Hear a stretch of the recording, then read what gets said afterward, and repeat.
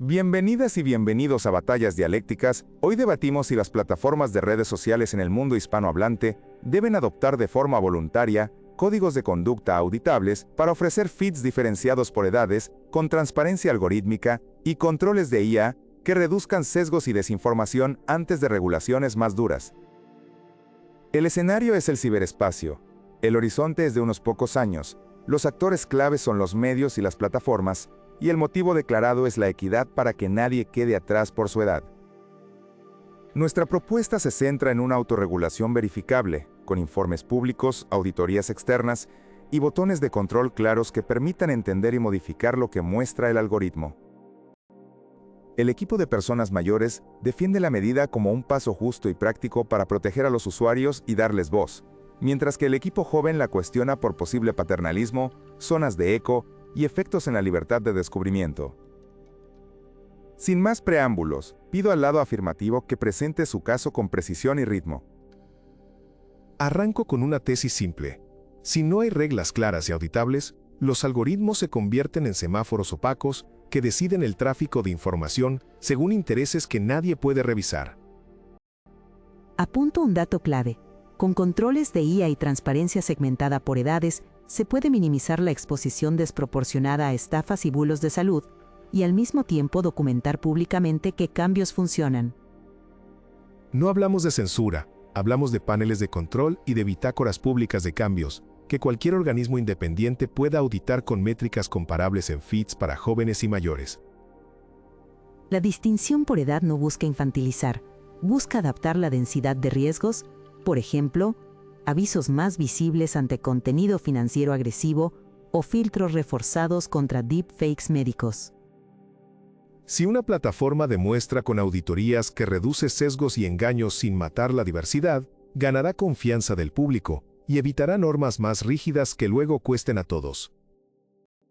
Además, la voluntariedad no es carta blanca, exige estándares abiertos, rutas de apelación y tableros públicos donde se reporten fallos y se corrijan en plazos medibles. La equidad no es un eslogan, es asegurar que una persona mayor pueda entender por qué ve un anuncio invasivo y cómo cambiarlo, y que un joven pueda ver fuentes diversas sin ser atrapado por un solo interés. Cuando el diseño se explica con claridad y se somete a pruebas externas, la conversación pública mejora, y esa mejora es más rápida que esperar una ley que llegue tarde. Gracias por la estructura y las evidencias. Ahora invito al lado negativo a presentar su postura con contundencia. El plan suena bien, pero abre una puerta peligrosa, porque separar feeds por edades puede normalizar una Internet a dos velocidades y crear etiquetas que luego nadie sabe quitar. Si se legaliza la costumbre de dividir y auditar por grupos, la tentación de ampliar categorías será enorme, y pronto estaríamos aceptando segmentaciones por ideología, ingresos o territorio. La transparencia algorítmica no debe confundirse con cajas negras con ventanitas, porque una auditoría sin acceso real a los datos y a la lógica de optimización es un acto de fe con sello corporativo. Los controles de IA prometen menos sesgo, pero los sesgos se reubican, por ejemplo al decidir qué es un bulo o qué fuente es fiable. Y esa arbitrariedad, aunque sea bien intencionada, afecta más a quienes exploran contenidos nuevos. La equidad de verdad exige enseñar a la gente a navegar riesgos y a construir criterio, no encapsularla en jardines curados que parecen seguros pero empobrecen la curiosidad. Si llega una regulación, que sea con límites claros y supervisión pública robusta, no con códigos voluntarios que lucen bien en un informe, pero que rara vez cambian la lógica de maximizar tiempo de pantalla. La mejor defensa contra la desinformación es la diversidad y la alfabetización digital temprana, no un carril exclusivo por edad que, aunque amable, reduce fricción y con ella reduce aprendizaje.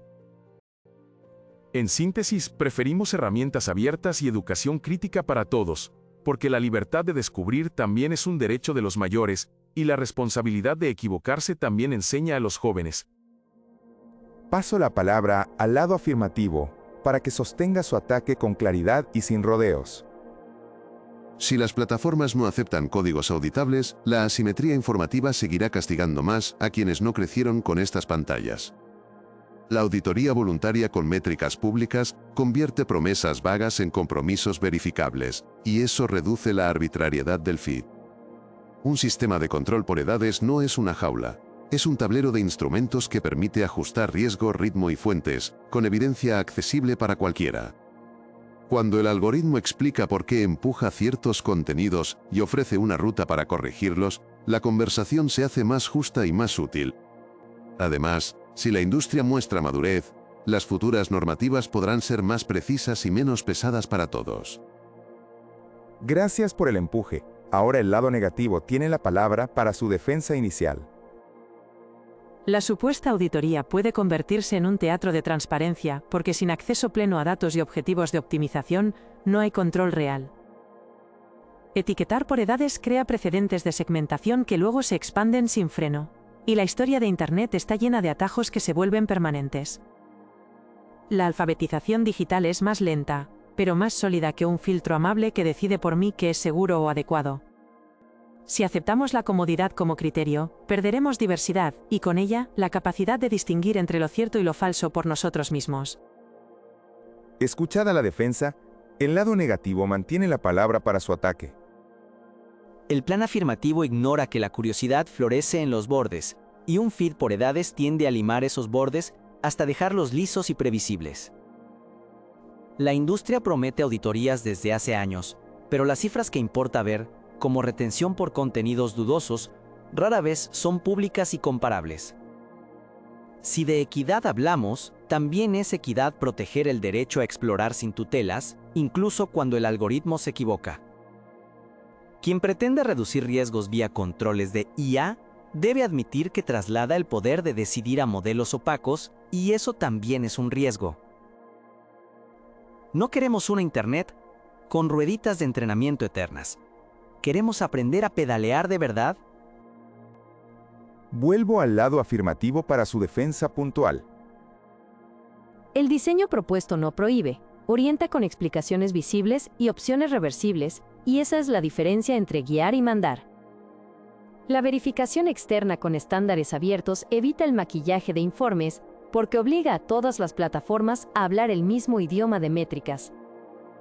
Quien necesita apoyos visuales o alertas reforzadas no pierde libertad, gana herramientas para decidir mejor en menos tiempo. El derecho a explorar no desaparece, solo se hace más consciente al mostrar de frente cómo funciona la máquina de recomendar. Doy paso ahora al ataque del lado negativo en formato de dúo, con liderazgo y apoyo. Lidero con una pregunta simple. Si la autorregulación funciona tanto, ¿por qué la vemos florecer solo cuando asoma la amenaza de multas? Apoyo con un contraste claro. Las mismas empresas que prometen transparencia afinan sus sistemas para maximizar atención, y eso choca con cualquier ideal pedagógico. Separar por edades convierte un problema complejo en una paleta binaria, y la realidad informativa no cabe en dos carriles. Además, en comunidades jóvenes la etiqueta de feed juvenil puede estigmatizar y reducir la exposición a voces mayores que aportan contexto. Lo que hoy es excepción mañana será regla, y la excepción aquí es decidir por millones con criterios aún inmaduros. Si de auditorías hablamos, pedimos comités independientes con poder de sanción y acceso a datos crudos, no presentaciones brillantes que nadie puede replicar. Gracias por el tándem. Contengo aquí al negativo y devuelvo la palabra al afirmativo para su ataque en pareja. Conduzco con una tesis pragmática. Cada mes sin transparencia es un mes donde la desinformación cobra víctimas que podrían haberse evitado con alertas y trazabilidad. Secundo con una vía concreta.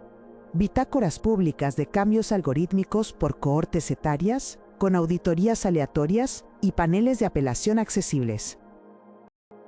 Los códigos auditablemente voluntarios no sustituyen a la ley, la preceden para que la ley futura sea quirúrgica y no un martillo que rompa todo.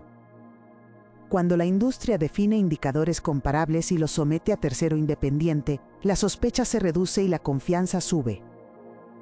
Quien teme al paternalismo confunde guía con tutela, porque aquí todo ajuste es reversible y documentado. Y si una plataforma incumple, la trazabilidad misma allana el camino para sanciones proporcionadas y efectivas. Contengo ahora al afirmativo y paso el turno al negativo para su defensa en dúo, con respuesta y provocación. Respondo que la trazabilidad anunciada es inútil si el ciudadano no puede verificarla de manera independiente sin firmar acuerdos de confidencialidad. Provoco preguntando por qué no empezar por publicar matrices de confusión de los detectores de desinformación, con ejemplos reales que cualquier persona pueda probar. Insisto en que la segmentación por edad, aunque reversible, condiciona por defecto la experiencia, y los defectos por defecto se vuelven hábitos. Desafío al afirmativo a aceptar auditorías ciudadanas masivas, porque la transparencia de verdad es incómoda y ruidosa. Regreso con el afirmativo para su defensa en dúo, con respuesta y señalamiento de debilidades.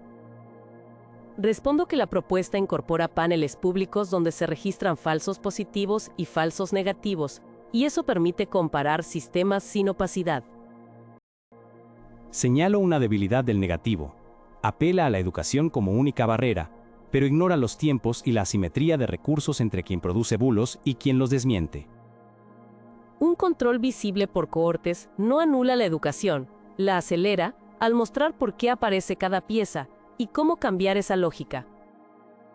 Y si el temor es la expansión de etiquetas, el remedio es fijar fronteras claras en los propios códigos, con cláusulas de no extensión sin debate público y revisión experta. Pido ahora una valoración intermedia, comenzando por la primera jueza. De momento me inclino por el afirmativo porque aterriza mecanismos verificables y veo en el negativo la debilidad de quedarse en alertas generales sin un plan operativo. Animo a ambos a concretar mejores garantías de acceso a datos.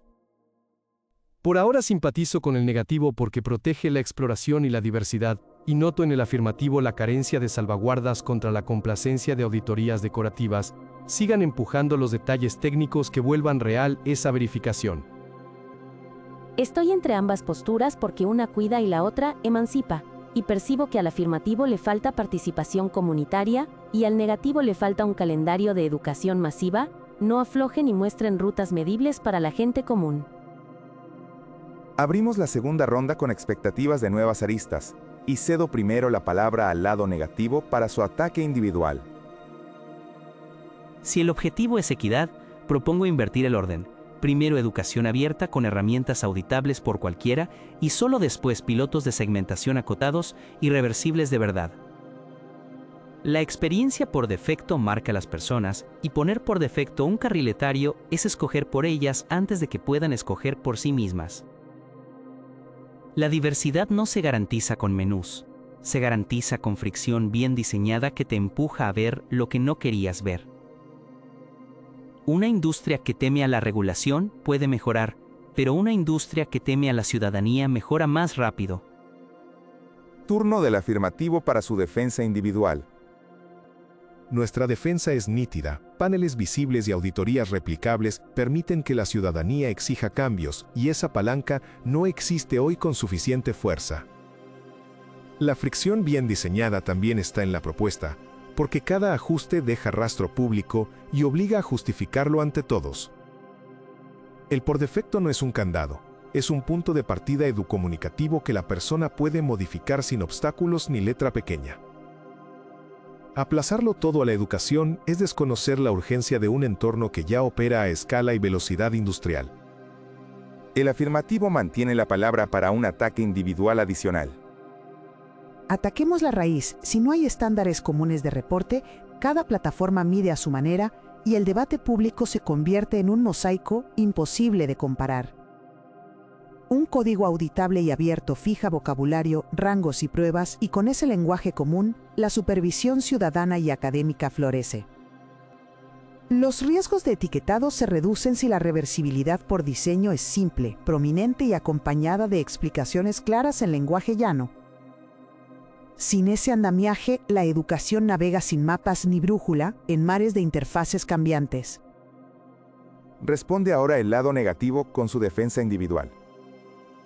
Defiendo que la estandarización sin independencia es fachada, y que el único antídoto contra la complacencia son verificaciones externas con acceso real a muestras robustas de datos. La reversibilidad escrita no basta si la arquitectura empuja a no cambiar nada, y eso ocurre cuando la plataforma penaliza el tiempo que se invierte en configurar. Una política que trate a la juventud como un colectivo vulnerable por defecto, termina tratándola como objeto de gestión, y eso es pedagógicamente pobre. Prefiero reglas mínimas y derechos máximos con herramientas abiertas que no dependan de la buena voluntad de una empresa. Paso la palabra al afirmativo para su ataque en dúo con liderazgo y apoyo. Lidero con un enfoque de ingeniería pública. Cada cambio algorítmico debe dejar un rastro legible por personas y máquinas, con sellos temporales y enlaces a pruebas. Apoyo mostrando el beneficio concreto. Con ese rastro se pueden comparar periodos, cohortes y resultados, y ajustar sin perder memoria histórica. La separación por edades no dicta gustos, solo modula el umbral de riesgo y el grado de explicación, igual que los permisos en un sistema operativo. El equilibrio entre libertad y cuidado no es retórico si se documenta y se audita, y ahí es donde ganamos todos. Quien no quiere auditorías prefiere la crítica sin datos, y la crítica sin datos no corrige a la escala necesaria. Con datos abiertos y métricas comunes, la regulación futura se vuelve una cirugía de precisión y no una amputación. Ordeno el tiempo y cedo el turno al negativo para su ataque en dúo con liderazgo y apoyo. Lidero con el principio de mínima intervención. Si una medida puede restringir la exposición por defecto, que la decida la ciudadanía con referendos de plataforma y no los consejos de administración. Apoyo con un criterio técnico, sin acceso a muestras anonimizadas y a la función de pérdida que impulsa el sistema, ninguna auditoría puede validar resultados. El etiquetado por edades parece neutral, pero desplaza el costo de decidir desde el usuario hacia un comité que no rinde cuentas directas. Pido pruebas reproducibles de que los filtros propuestos no penalizan la novedad, porque la novedad es el oxígeno del aprendizaje. La autorregulación ha sido históricamente tardía, y el reloj de la confianza pública ya marca la hora de los mecanismos vinculantes. Si no hay dientes, habrá sonrisas en la portada y los mismos engranajes en la trastienda. Contengo al negativo y devuelvo el turno al afirmativo para su defensa en dúo, con respuesta y contrapregunta provocadora. Respondo que los referendos de plataforma son viables si existen métricas comunes que la gente comprenda, y eso justo exige códigos abiertos y auditablemente comparables. Lanzo una contrapregunta. Si rechazan cualquier segmentación, ¿cómo protegerán hoy a las personas objetivo de estafas virales sin esperar una década de educación perfecta? Se puede medir novedad sin penalizarla, por ejemplo diferenciando exploración creativa de contenido nocivo mediante evaluaciones públicas y ciegas. La rendición de cuentas directas se fortalece cuando los resultados por cohorte se publican con claridad y quedan sujetos a réplica independiente. Si algo teme la industria son auditorías que cualquiera pueda replicar, y ese es precisamente el corazón de nuestra propuesta. Invito al negativo a especificar qué datos y con qué periodicidad exigiría, porque ahí sí podemos converger en estándares exigentes. Cierro esta secuencia entregando al negativo su defensa final en dúo, con respuesta y señalamiento de debilidades. Respondo que exigiría muestreos estratificados, acceso a parámetros de evaluación y publicación de errores tipo 1 y 2 por categoría de contenido y por grupo etario. Señalo una debilidad del afirmativo. Confía en que la industria documentará bien los cambios, pero la historia sugiere que documentará lo que más conviene a sus indicadores. Añadiría auditoría sorpresa por entidades académicas y cívicas, con capacidad de detener funciones si el desvío supera umbrales pactados. Temo que el carril por edades sea un carril lento para unos y un carril premium para otros. Y eso no es equidad sino segmentación comercial. Sin garantías de copias de trabajo para replicación, ningún informe debería considerarse válido, y eso aplica también a los detectores de desinformación. Si quieren confianza, que acepten perder comodidad, porque la comodidad opaca es el caldo de cultivo de todos los abusos. Gracias a ambos equipos por la intensidad y la precisión, mantendremos el pulso en la siguiente fase con foco en soluciones verificables y derechos efectivos. Antes de cerrar, pregunto si quedan ángulos pendientes o algo esencial que no se haya dicho, y propongo un intercambio libre, intenso y respetuoso, alternando voces de ambos bandos. Nos falta abordar la trazabilidad de anuncios políticos en temporadas electorales, porque sin registro público por edades, la manipulación se disfraza de segmentación inocente. Nos falta hablar de cómo esas etiquetas por edades pueden convertirse en armas políticas, porque cuando pones rótulos al público, los poderosos aprenden a jugar con los rótulos. Con registros abiertos por cohortes, cualquier intento de manipulación deja huella, y una huella pública es un freno más fuerte que una promesa privada. Una huella sin acceso independiente a los datos es tinta invisible. Y pedirnos que confiemos sin poder replicar es pedirnos fe en traje de ciencia. La replicabilidad es parte del diseño propuesto, con muestras anonimizadas y protocolos de acceso escalonados para investigadores y ciudadanía organizada. La letra suena bien, pero la práctica muestra que el acceso escalonado termina siendo un muro burocrático que solo trepan los grandes laboratorios aliados de la industria. Ese muro se derriba fijando plazos, formatos abiertos y sanciones por retraso, y si la sanción duele, la burocracia corre. Si la sanción duele, las plataformas preferirán el mínimo cumplimiento, y ese mínimo rara vez construye ciudadanía crítica.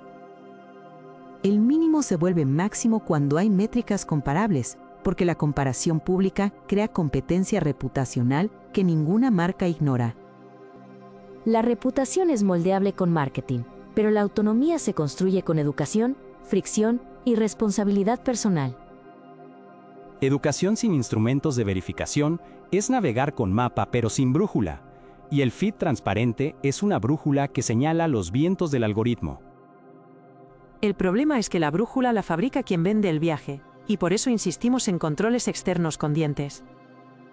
Aceptamos dientes externos, pero el primer mordisco debe nacer de estándares públicos y auditorías que no dependan de coyunturas políticas. El primer mordisco debe ser el de la gente, con referendos de plataforma y veto ciudadano a funciones opacas. Para vetar con criterio hace falta conocer, y conocer exige tableros legibles por personas y máquinas, no solo plebiscitos impulsivos. Subestiman a la gente cuando asumen que un plebiscito sería impulsivo, y nosotros apostamos por la deliberación abierta antes del veto. Apostamos por lo mismo, y proponemos deliberación con datos estándar, porque debatir sin denominador común es pelear con nubes. La estandarización puede matar la innovación si fija lenguajes rígidos que tardan años en actualizarse y la red se mueve a otra velocidad. Los estándares buenos son vivos con ciclos de actualización definidos y pilotos controlados, igual que en la seguridad de aviación. La comparación con aviación es tentadora pero engañosa, porque volar requiere uniformidad y pensar requiere diversidad. Precisamente por eso proponemos capas, una de seguridad mínima y otra de exploración libre, con cambios trazables y reversibles. Con capas que por defecto segregan, el camino perezoso será quedarse en la capa segura y la virtud perezosa manda a escala. El defecto no es destino si la interfaz empuja a explorar con explicaciones claras y recompensas por diversificar fuentes. Las recompensas también se pueden gamificar para maquillar métricas, y volveremos al mismo círculo de optimización por tiempo de pantalla. La diferencia es que ahora el círculo sería visible y medible, y lo visible se corrige más rápido que lo oculto. La visibilidad parcial es peor que la opacidad total porque crea confianza inmerecida, y ese es nuestro temor con códigos voluntarios. Voluntario no significa caprichoso si está ligado a compromisos públicos, rutas de auditoría y multas pactadas por incumplimiento. Si hay multas pactadas, entonces ya no es voluntario sino cuasi normativo, y en ese caso prefiero la ley con legitimidad democrática. Preferimos una ley informada por práctica verificable, y eso requiere que primero nazcan estándares que la ley pueda adoptar sin improvisar. Tememos que la práctica verificable sea un laboratorio controlado por quienes tienen más que perder, y así la ley nacerá sesgada. Por eso pedimos mesas mixtas con academia, comunidad técnica y grupos de mayores y jóvenes, con actas abiertas y voto ponderado por impacto. El voto ponderado puede deshumanizar a las minorías si el impacto se mide con métricas de mercado, y eso no es justicia sino eficiencia. El impacto se puede medir también en términos de daño evitado y pluralidad preservada, no solo en horas de pantalla. Seguimos viendo un riesgo grande de etiquetado social que se filtre en escuelas, trabajos y seguros, porque las etiquetas rara vez se quedan en casa. Las etiquetas de feed no son expedientes personales, y cualquier uso extraplataforma debería prohibirse explícitamente en los códigos y la ley. Las prohibiciones explícitas también necesitan vigilancia explícita, y la historia muestra que la vigilancia ciudadana sin recursos se agota. La financiación de esa vigilancia puede provenir de un fondo común alimentado por tasas variables a la publicidad dirigida por sensibilidad. Un fondo común bien suena. Pero los fondos comunes mal diseñados se vuelven cajas negras, y ya tenemos suficientes. La caja no será negra si el presupuesto, los contratos y los resultados se publican en formatos auditables por cualquiera. Publicar no es igual a ser legible, y sin mediación pedagógica las tablas abiertas son paredes de números. Ahí entra el diseño de narrativas visuales accesibles, con glosarios comunes y ejemplos replicables que bajen el dato a la vida cotidiana. Seguimos creyendo que la mejor narrativa es la experiencia directa con diversidad y no un carril que suaviza los bordes por edad. La propuesta no lima la diversidad, solo añade barandillas visibles para quien las necesita, y eso también es justicia distributiva. Barandillas hoy, barandillas mañana, barandillas siempre, y al final nadie se anima a caminar sin agarrarse. Barandillas para cruzar el puente, no para vivir en él, y el puente es el periodo de mayor riesgo que ahora no estamos atendiendo. Pido calma, vuelvo a ordenar el tiempo y solicito al lado afirmativo su alegato final con dos voces, una para ordenar hechos y otra para persuadir al jurado. Ordeno los hechos en 4 puntos. Primero, se proponen estándares abiertos y auditables con registros públicos de cambios algorítmicos por cohortes etarias. Segundo, se garantiza reversibilidad fácil y explicaciones claras en lenguaje llano, con rutas de apelación y métricas comparables entre plataformas. Tercero, se prevén auditorías independientes con acceso a muestras anonimizadas y publicación de errores tipo 1 y 2 para evitar teatro de transparencia. Cuarto, la separación por edades modula riesgo y no gustos, y convive con educación y participación ciudadana, acelerando correcciones sin esperar una década. Al jurado le pido que valore la prudencia con datos frente a la retórica del todo o nada, porque la gente mayor y joven merece herramientas, no sermones. Este marco voluntario con dientes no sustituye la ley, la prepara con evidencias replicables, y eso es madurez democrática. Si mañana un abuso aparece, la trazabilidad lo hará visible y sancionable, y no volveremos a la impunidad amable del algoritmo mudo. Ganar hoy significa comprometer a la industria y a la ciudadanía en un mismo idioma técnico y social, con la equidad como criterio y la libertad como destino. Gracias. Ahora el lado negativo presenta su alegato final, también con dos voces, una para ordenar hechos y otra para persuadir al jurado.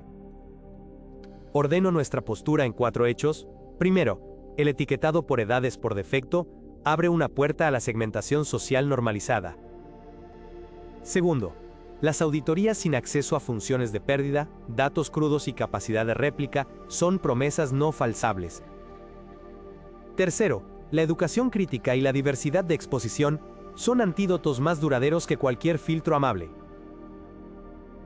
Cuarto, la autorregulación florece bajo amenaza, por lo que preferimos marcos vinculantes diseñados con deliberación pública y vértice ciudadano. Al jurado le pido que proteja la curiosidad como derecho, porque el aprendizaje real se cocina con sorpresas y contradicciones que un carril etario tiende a aplanar. No rechacemos la transparencia.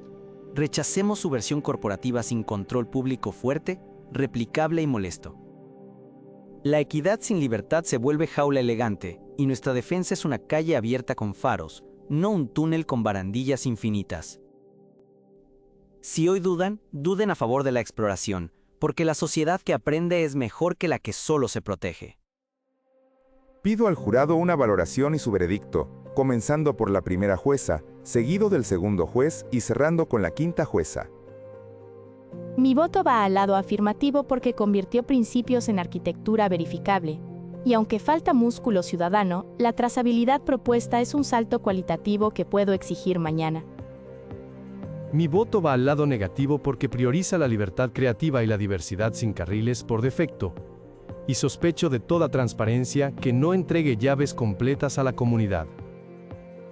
Mi voto se inclina al afirmativo porque equilibró cuidado y libertad con rutas claras de reversibilidad y auditorías replicables, y porque la gente mayor merece herramientas inmediatas sin esperar a que la educación alcance a los riesgos de hoy.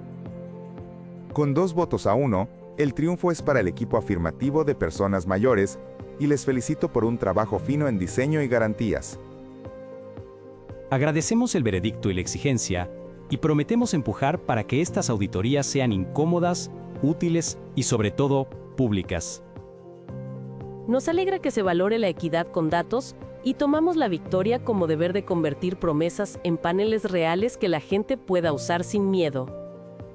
Felicitamos a quienes ganan y reiteramos que vigilaremos cualquier deriva paternalista, porque la curiosidad no puede ponerse en pausa. Nos vamos con la convicción de que la ciudadanía merece llaves de verdad y no vitrinas, y seguiremos peleando por esa independencia técnica y cultural. Agradezco a ambos equipos por la entrega y a nuestro jurado por la lucidez. Gracias también a quienes nos acompañaron hasta el final de este episodio. Si te gustó, deja tu like, suscríbete y cuéntanos en los comentarios qué medidas concretas pondrías tú para equilibrar libertad y equidad en los feeds. Si puedes y quieres apoyar, usa el código QR en la esquina inferior derecha o el enlace en la descripción para hacer una donación que nos ayude a seguir produciendo debates rigurosos.